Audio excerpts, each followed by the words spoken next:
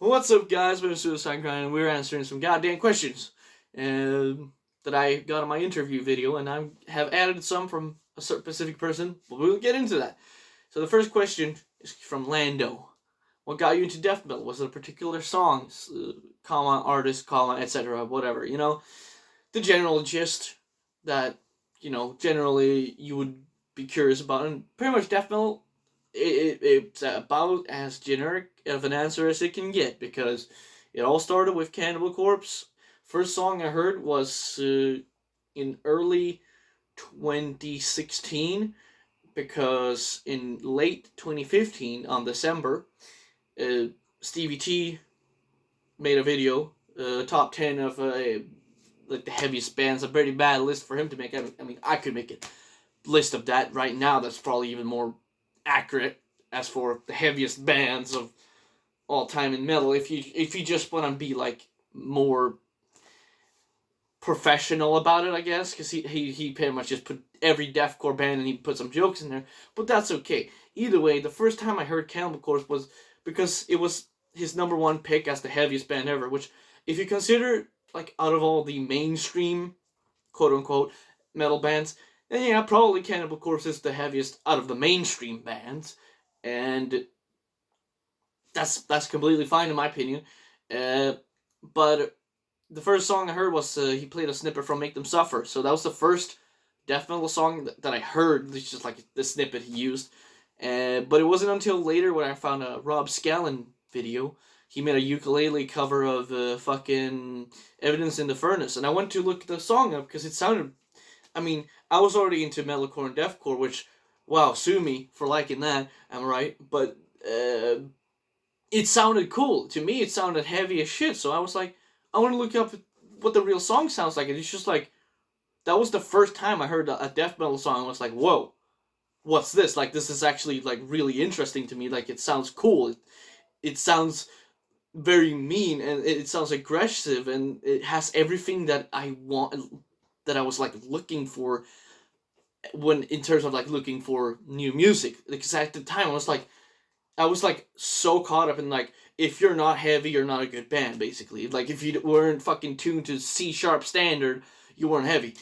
Almost, it was almost that bad. It was pretty much drop D and down. Otherwise, you sound like fucking Metallica, which is not heavy to me back then. Now Metallica is heavy to me now, but it's because I understand that. It's a close-minded way of thinking to be like, oh, you have to be tuning down like a fucking 8 string to be heavy. That's redundant, and especially with deathcore, it's so over. Like when I'm talking deathcore, I'm talking old school shit. That like Jaw for a Cowboy, the first album, because it's completely raw. If you fucking compare it to today, fucking Lorna Shore over polished, just triggers, just of course there's triggers back then, but today they are over polished triggers that you sound. They sound like brrr, and that's it. And that's why I'm kind of bummed out about making music with a drum VST, because I mean I can't fucking play them that well, and paying a drummer is fucking expensive. But that's why I find other methods to make it as raw as possible, by just like not mixing the guitars, for example, or mastering or anything.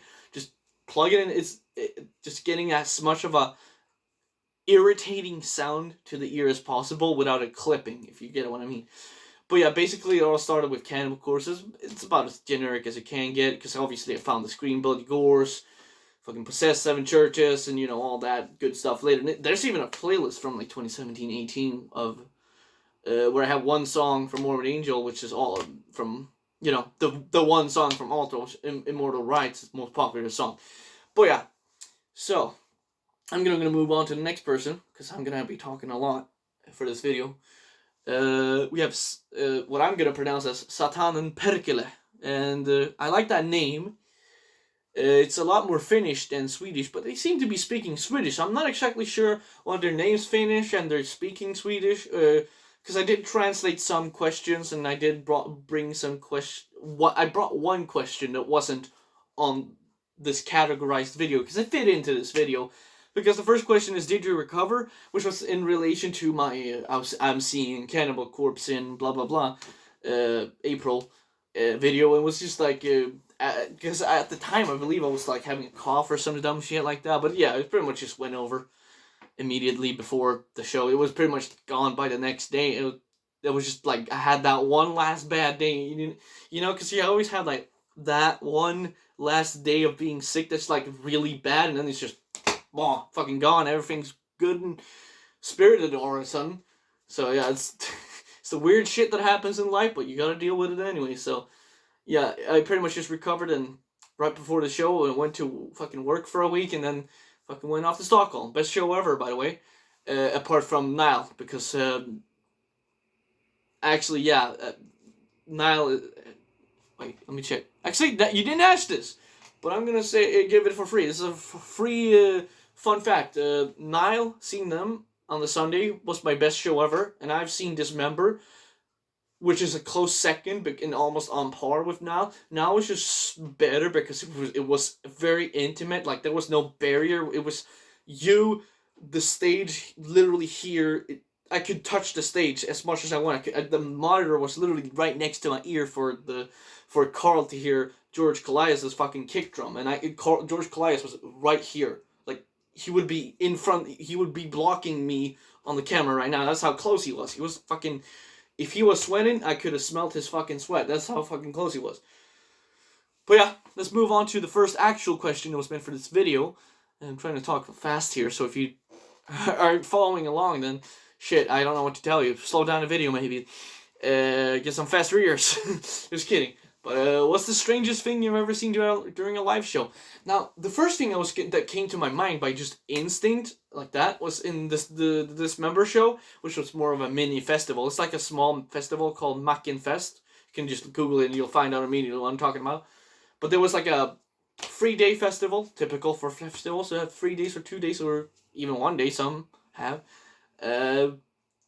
But Dismember was the headliner for the first date on Friday, I believe. Yeah, Friday, because I went home on Saturday and I went there on first day. Because I always go the day before to a show to just be able to relax and, you know, and not have to worry about, you know, my legs and everything. Because I have to walk and stuff. So yeah, I just do planning ahead so I can have like all my energy possible for the show. And this actually will probably answer a lot of questions that you did have already. But, you know, it will come down here. The strangest thing, the first thing that popped into my head is that show, there was one guy that had like a proper raincoat, like a long ass raincoat that goes down to like your heels. A raincoat full of death metal patches and every fucking metal, you know, it was like pretty much every thrash, death, black metal band you could imagine on that fucking raincoat. Like a fucking proper leather raincoat with like a bunch of fucking patches on it. Like, that wasn't strange, though. That's just, like, the most badass person I've ever seen in a show. So that's a free fact. I'd say the strangest? I don't know. Have I really? Because, I mean, obviously,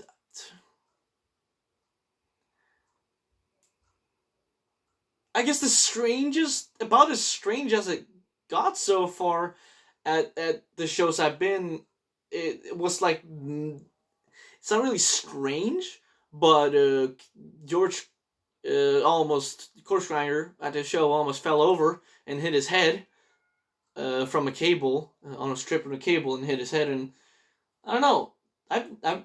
I mean, like, obviously, I'm a person who's more used. This is why I'm not saying, like, I've seen a strange thing at a show, because, like, I'm a lot more used to the strange, because I am the strange. Like, it's like, if you want me as someone being strange, I'm like the Walter White meme when it's like, I'm not in danger. I am the danger. So, I mean, I'm pretty much, if the strangest thing that I've seen at a show is myself. Because I've done some strange things at a show, like, fucking, I sometimes just go hog wild, when some fucking artist says something on stage, or something, like, something that no one else cares about, I'll go fucking fuck yeah for it, you know? I don't know, I feel like the only strange thing I've really seen is, like, the typical funny stuff that happens at a show, you know, a funny drunk guy falling over.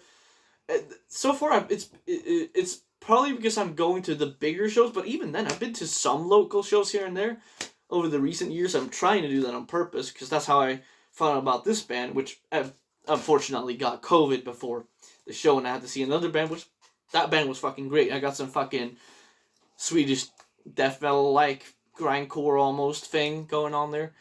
But yeah, I haven't really seen anything strange. So I'm really just thinking about this really hard, and I can't think of anything that's like out of the ordinary, if you know, because like obviously you're gonna see the drunk guy that's like, you know, maybe even see one that's kicked out. I've seen someone get kicked out before, twice probably.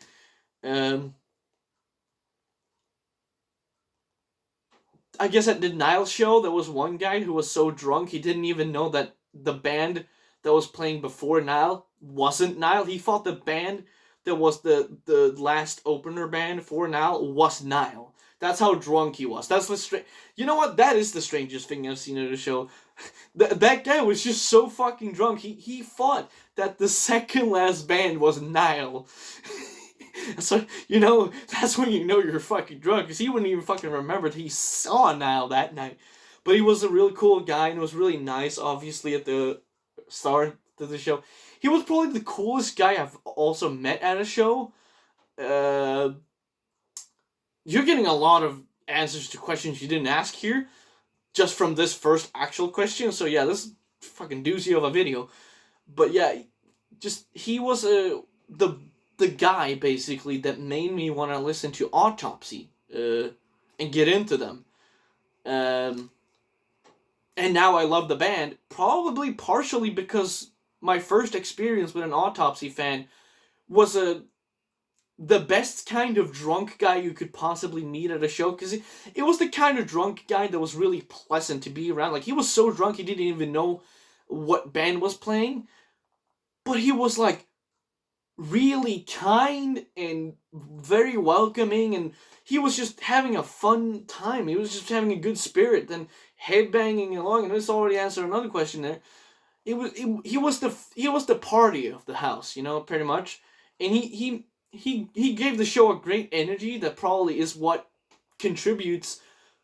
And actually, yeah, that is what contributes to that Nile show being my favorite, because that guy was just the most awesome possible drunk guy you can get at a show. Yeah, so he was the strangest and the best thing I've seen at a show. How about that? How about that?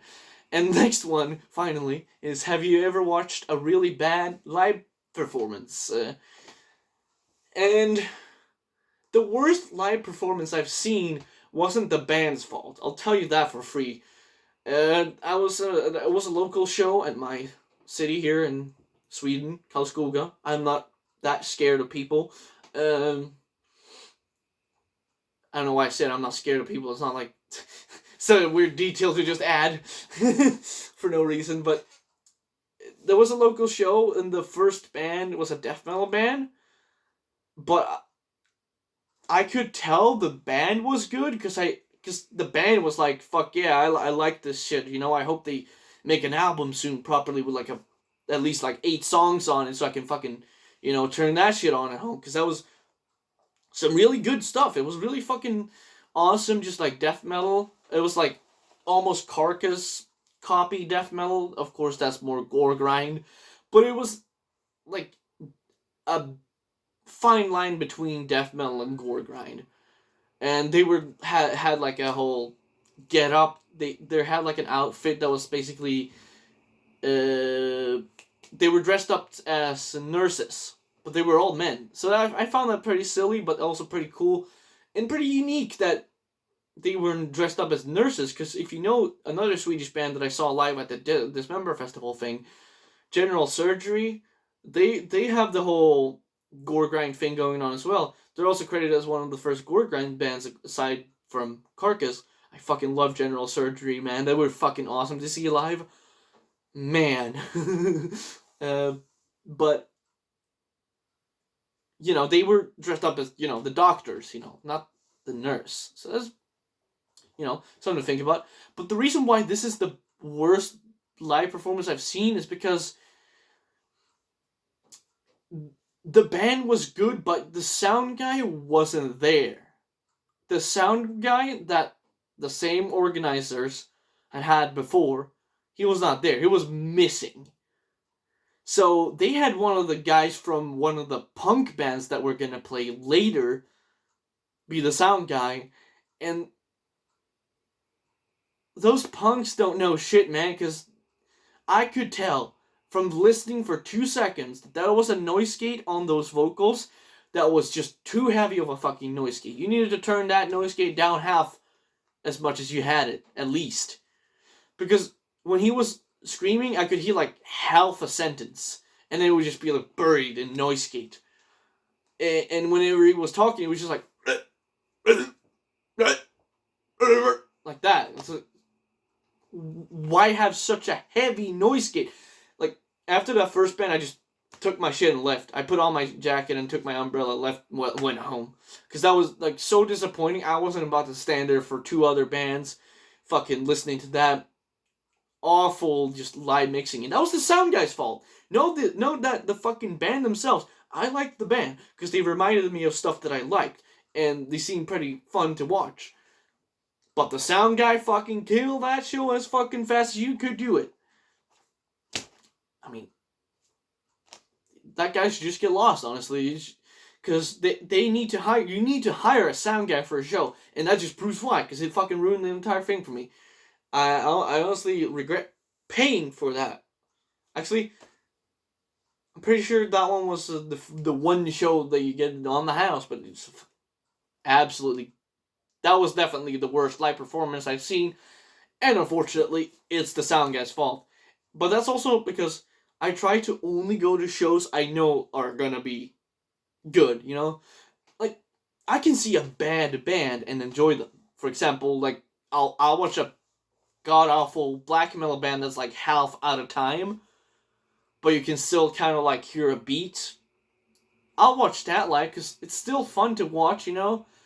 Especially if it's black metal, like I just said. That's, like, fun to watch because black metal was so interactive in a sense. If it's, like, a small stage where you're, like, really close to the musicians, it's pretty interactive and just fun. So, yeah, worst live performance, worst sound guy ever. How about that? Do you wear earplugs? We're only at the third question, by the way. Here's 17 minutes of talking already. Do you wear earplugs? Depends on the band. Here's the thing. I've set out to not lose my hearing completely. There's a catch to this. Basically, I set out for myself that the big bands, basically, for me, which are, like, Dismember, Obscura, Trivium back in the day, Cannibal Corpse, and Nile. And now, the ones I haven't seen, Morbid Angel, Obituary, and Autopsy. Those are like 8 bands. Yes, I really had to look. That those bands specifically, when they play, earplugs out, you know? But every opener band, I'll have earplugs in. Here's the thing. I know it doesn't really make so much sense, because it still does the little damage, because it's still going to play for like an hour, which is fine with me. But once I've seen basically these 8 bands in total, okay, maybe Hate Eternal, so maybe 9 bands. Yeah, because Hate Eternal is fucking awesome, so after that, I'm pretty much done with losing hearing, because I can be honest, I'll tell you for free, I already have tinnitus. But it's a very light tinnitus, so if I see the rest of these bands here, basically 4 bands more, without hearing protection, then, I mean, it's gonna fuck them up a little more, but it's not gonna do that much in comparison to people who've gone to shows all their life without seeing fucking earplugs, you know? And after that, I'll pretty much just wear them out of good respect for my own hearing, and given that I like hearing frequencies, I don't want to ruin my ears so much. So, yeah, that's pretty much how it's going to be for that. Do you headbang? Well, that's the shortest question so far. Because, I mean, what can I say? Yes, I do. I tried, I mean, fucking look at any of my videos filming one of the bands, and you can tell that I'm headbanging. I mean, I can't. If a band is good, I'll headbang, of course. If a band is fucking boring, or if my neck hurts really bad from, let's say, forgetting that I just headbang for free fucking opener bands, yeah, then I might just skip a few songs. And then once I feel a little recovered, I'll just fucking let loose. That's why I would do like a full body headbang like this, because, but I do it a little more emotive in person. It looks more like a metal headbang in person. At the show, because that gives my neck a little break and it works out my back instead. So it's like a fucking whole body workout when I go to a show. But it's just for fun, you know. I obviously headbang at shows. I don't understand people who go front row at a show and just fucking stand there just.